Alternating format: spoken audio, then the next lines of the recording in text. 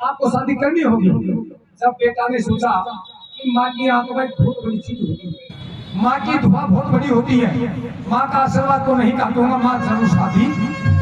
उस बच्चे की शादी होती है। शादी होने के समय रात वापस आती है और जब लड़की महल में चढ़ती है और सुहाग रात की समय आती है, अब तब उसी समय लड़की उसके लिए भोजन बना करके 36 प्रकार का तैयार कर रखी थी।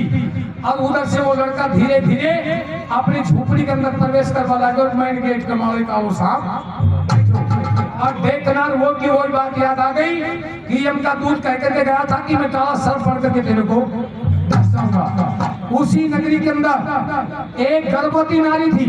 बड़े गौर से सुनने की बात है। ये उपदेश है तो धीर हनुमान जी का है, ये उपदेश है तो गुरु महाराज का है, देवनारायण भगवान की कृपा है। तब उन्होंने कहा, हे पतिदेव मैं गर्भवती हूँ और इस समय इतनी जबरदस्त भूख लग रही है, क्यों मैं जापा में हूँ, अभी तो मेरे पुत्र हुआ है, खाने के लिए अन्न नहीं, पीने के लिए पानी नहीं।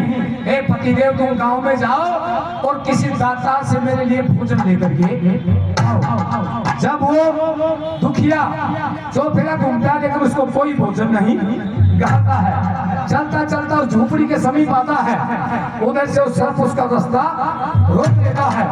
लड़की महलों में सुहाग रात की बात देख रही थी कि मेरा पति अंदर क्यों नहीं आ गया, ये कारण क्या है। ओहो मेरा पति के सामने तो सब खड़ा है, ये क्यों नहीं आते। और वो भिखारी जाकर के आवाज लगाता है कि मैं पूरा गांव में डोल लिया, बड़े बड़े जागीरदारों के पास में जा लिया, लेकिन मेरे को कोई अन्न नहीं दिया। एक कोई सुनने वाला हो तो मेरी इस समय पत्नी के पुत्र पैदा हुआ है, अगर उसको भोजन नहीं मिलेगा तो मेरी रानी भी मर जाएगी, मेरा पुत्र भी मर जाएगा। मेरी कोई आवाज सुनता हो तो मुझे थोड़ा सा भोजन दे दिया।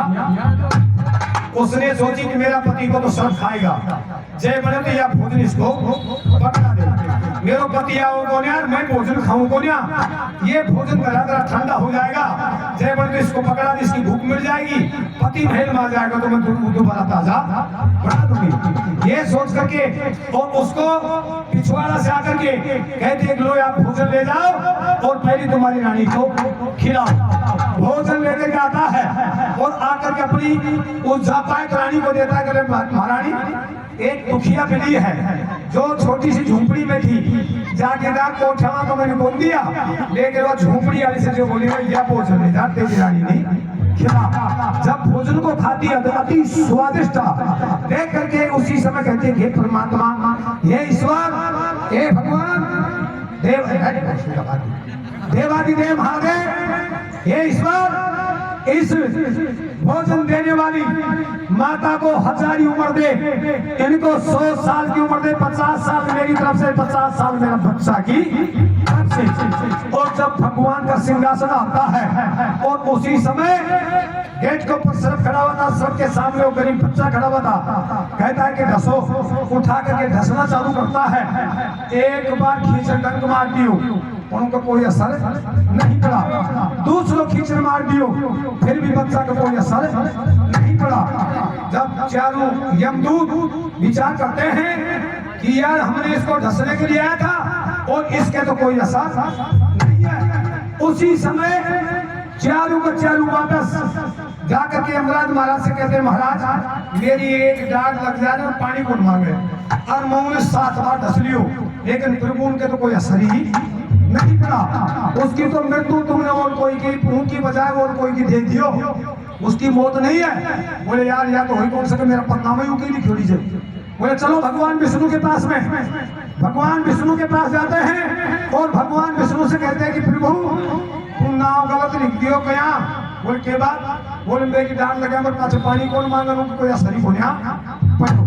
तब भगवान विष्णु कहता है, यमराज चारों दूतों, जिस व्यक्ति की आत्माओं के अंदर भगवान की दुहा लग जाती है उसको परमात्मा सहायता करनी पड़ती है। महाराज कैसे।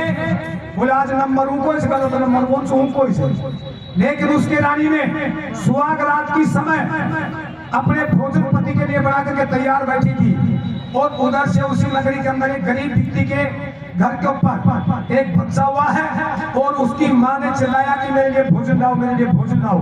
अब उसको कोई भोजन नहीं डाला। वो जो सुहागरात मनाने के लिए तैयार हो रहा था, अब तो उसको ढसने के लिए गया था, उसी के घरवाली ने उसको भोजन दे दिया। भोजन देने के पश्चात उसकी आत्मा एकदम से खुश होकर के कहा कि हे प्रभु, जिस व्यक्ति ने और जिस युवा ने और जिस माँ लक्ष्मी ने मेरा भोजन खिलाया है, मेरे पुत्र की जान बचाई है, इसी प्रकार से प्रभु आप भी कृपा करके उसकी रक्षा करो और उनको 100 साल की उम्र दो। बोले आप 50 तो दिया है, मैं उनकी माँ के 50 दिनों को छोड़ा कि तो उनकी तो 100 साल पूरी। इस वजह से भक्तों, अगर भला करना ना सीखो तो बुरा करने मत जाओ। अरे भला करना ना सीखा तो बुरा करने को मत जाओ और मिले जैसा खा करके आया व्यक्ति की सेवा बनाओ। एक बार ताली बजा करके सम्मान करेंगे जो हमारे बीच में नेताजी ने बहुत अच्छा सवाल किया। नेताजी आपके लायक बात है, जहाँ भी आप जाओ इस बात को पेश करो कि भलाई क्या होती है, बुराई क्या होती है। भलाई का बहुत बड़ा रास्ता है जिसको कोई ढूंढ नहीं पाता। भलाई का बहुत बड़ा रास्ता जिसको कोई ढूंढ नहीं पाता, और बुराई का रास्ता एक ऐसा है जिसको पल में ढूंढ सकता है। आंख में से थोड़ा देर में तो रास्ता को ढूंढ सकता है, भलाई का रास्ता को नहीं ढूंढ सकता।